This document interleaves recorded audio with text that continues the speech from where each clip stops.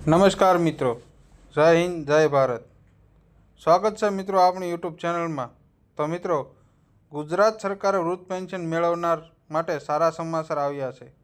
તો મિત્રો, ગુજરાત રાજ્ય વૃદ્ધ પેન્શનમાં સૌથી મોટો વધારો થતાં એક આનંદનો માહોલ જોવા મળી રહ્યો છે.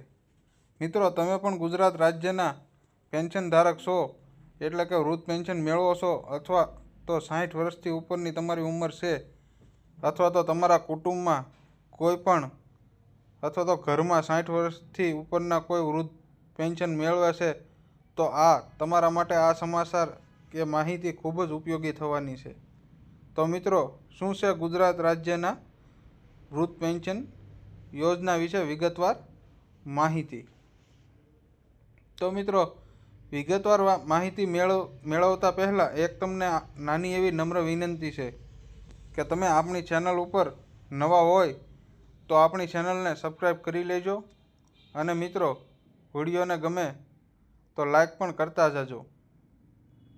તો મિત્રો, વિગતવાર જાણીએ તો દેશના લાખો વૃદ્ધ, વિધવા અને અપંગ નાગરિકો માટે સારા સમાચાર છે. વૃદ્ધ પેન્શન અને વિધવા અને અપંગતા પેન્શન યોજના 2026 હેઠળ પેન્શન રકમમાં વધારો કરવાની જાહેરાત અંગે કેન્દ્ર સરકાર અને રાજ્ય સરકાર તરફથી નવા સંકેતો સામે મળ્યા છે. મિત્રો, વધતી દૈનિક જરૂરિયાતોને ધ્યાનમાં રાખીને સરકારના સામાજિક સુરક્ષા યોજનાને વધુ મજબૂત બનાવવા માટે પગલાં લઈ રહી છે. તેમાં સૌથી પહેલાં આપણે જાણીશું કે પેન્શન વધારવાનો હેતુ શું છે. તો મિત્રો, વૃદ્ધાવસ્થા અને વિધવા અને અપંગતાના પેન્શન યોજનાનો મુખ્ય ઉદ્દેશ એવા લોકોને નાણાકીય સહાય પૂરી પાડવાનો છે કે જેમની પાસે આવકનો કોઈ સ્થિર સ્ત્રોત નથી. સરકાર માને છે કે પેન્શનની રકમ વધારવાથી લાભાર્થીઓને તબીબી ખર્ચ, દવાનો ખર્ચ, ખોરાક અને અન્ય આવશ્યક ખર્ચાઓ આવરી લેવામાં મદદરૂપ મળશે. 2026માં પ્રસ્તાવિત ફેરફારોના આ દૃષ્ટિકોણને આગળ વધારવાનો પ્રયાસ કરે છે. અને મિત્રો, ત્યારબાદ જાણીશું કે પેન્શનની રકમ કેટલી વધવાની શક્યતા છે. તો વાલા દર્શક મિત્રો, સરકારી સૂત્રો જણાવ્યા અનુસાર 2026 એટલે કે આ ચાલુ વર્ષમાં પેન્શનની રકમમાં નોંધપાત્ર વધારો થઈ શકે છે. જ્યારે આ વધારો દરેક રાજ્યમાં બદલાઈ પણ શકે છે, એટલે દરેક રાજ્યમાં અલગ અલગ હોઈ શકે છે. સંકેત એવા છે કે હાલમાં પેન્શન મેળવનાર તબક્કાવાર દરેકમાં વધારો કરવામાં આવશે. કેટલાક રાજ્યોમાં વૃદ્ધાવસ્થા અને વિધવા પેન્શનમાં ₹500થી વધારીને 1250 એટલે કે 1050 કે તેથી વધુ કરવાની તૈયારી છે.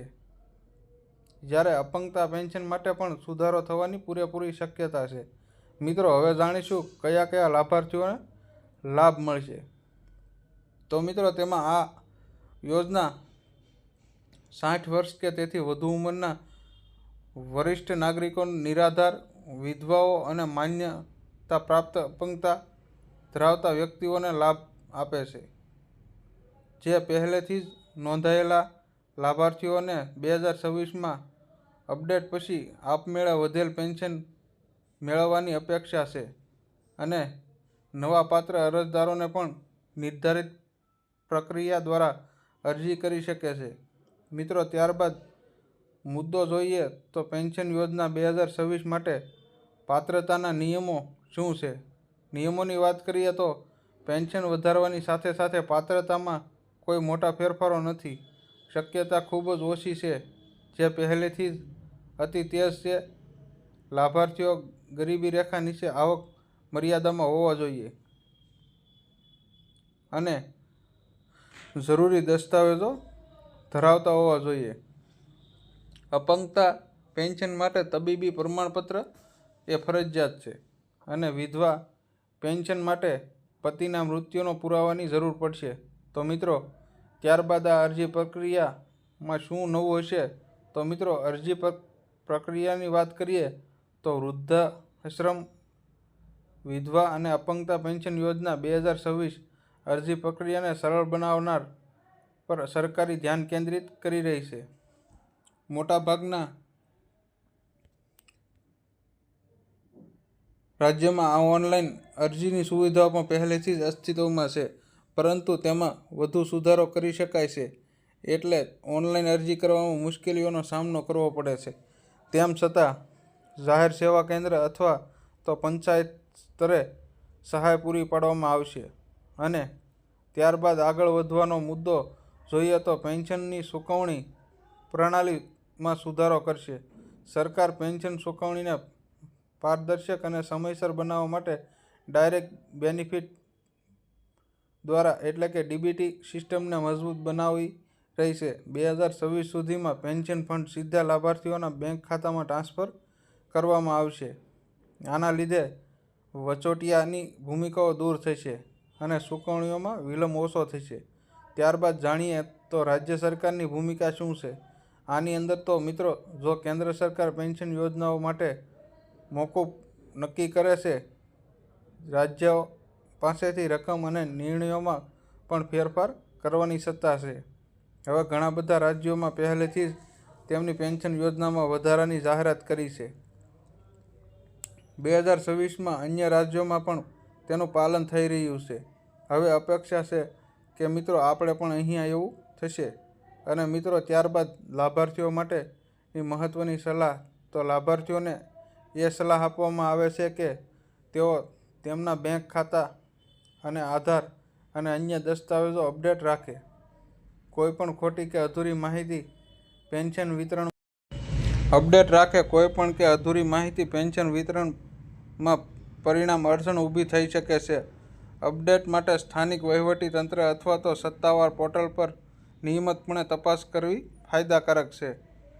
પેન્શન વધારવા સામાજિક પ્રભાવનો, તો મિત્રો પેન્શન વધારાના સામાજિક પ્રભાવની વાત કરીએ તો વૃદ્ધો, વિધવાઓ અને અપંગતાઓ માટે પેન્શનમાં વધારો સમાજના નવા વર્ગને આત્મનિર્ભર બનાવવામાં મદદરૂપનું પહેલું પગલું હશે. માત્ર નાણાકીય સુરક્ષા જ નહીં, પરંતુ તેમને ગૌરવપૂર્ણ જીવન જીવવા માટે પણ મદદરૂપ થશે. આ 2026ની સામાજિક કલ્યાણ તરફ એક મહત્વની પહેલ માનવામાં આવે છે. અને વૃદ્ધ શ્રમ, વિધવા અને અપંગ પેન્શન યોજના 2026 અંગે સમાચાર લાભાર્થીઓ માટે આશાનું કિરણ છે. પેન્શન રકમમાં પ્રસ્તાવિત વધારાની લાખો લોકોને સીધો ફાયદો થવાની અપેક્ષા છે. જો સમયસર અમલમાં મૂકવામાં આવે તો આ યોજના સામાજિક સુરક્ષા ક્ષેત્રમાં એક મહત્વપૂર્ણ પગલું સાબિત થશે.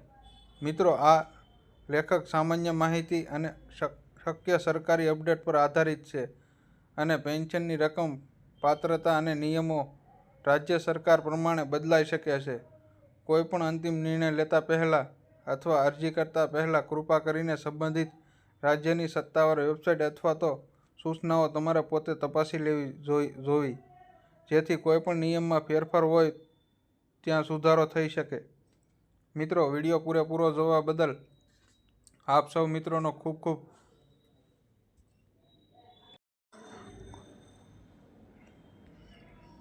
ખૂબ ધન્યવાદ. જય હિન્દ, જય ભારત. તો મિત્રો, આવી જ નવી અપડેટ તમને જાણવા માંગતા હોય તો આપણી પ્લેલિસ્ટમાં જઈને તમે ઘણા બધા વિડીયો હશે તે જોઈ શકો છો. Ration card update, solar power અને પીએમ કિસાન યોજનાઓ, જેની અંદર તબેલા યોજના છે, સાધન સહાય યોજના છે. આપણે દરેક વિડીયો સાચો અને પૂરી માહિતી સાથે બનાવીએ છીએ, તો કોઈપણ વાતને ગુમાવ્યા વગર સીધી વાત કરીએ છીએ. તો મિત્રો, વિડીયોને જરૂરથી જુઓ અને લાઈક કરો અને શેર કરો. ધન્યવાદ મિત્રો.